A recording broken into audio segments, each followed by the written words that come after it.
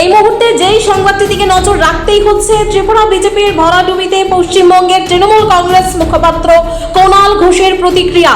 কুণাল ঘোষের প্রতিক্রিয়া নিয়ে রাজ্য রাজনীতিতে এবং তোলপাড় শুরু হয়েছে। কুণাল ঘোষ, যিনি পশ্চিমবঙ্গের তৃণমূল কংগ্রেসের মুখপাত্র, তিনি লিখেছেন, ওনার ফেসবুক মাধ্যমে পোস্ট করেছেন, বাংলায় ঘুরে ঘুরে বড় বড় কথা বলছেন বিজেপি নেতারা। এদিকে ত্রিপুরাতে স্বশাসিত জেলা পরিষদ ভোটে আজ ফল বেরোচ্ছে বিজেপি ধরাশায়ী। 28টি আসনে এখনো এগিয়ে মাত্র 4। প্রদ্যোৎ মানিক্যের দল এগিয়ে 18টিতে। সিপিএম এবং কংগ্রেস বিধ্বস্ত। দেখা যাক চূড়ান্ত ফল কি হয়।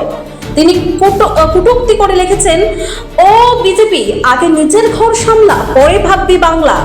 এমনটাই বক্তব্য তুলে ধরেছেন তিনি। ওনার সামাজিক মাধ্যমে পোস্ট ঘিরে তৈরি হয়েছে রাজনৈতিক মহলে জোর চর্চা।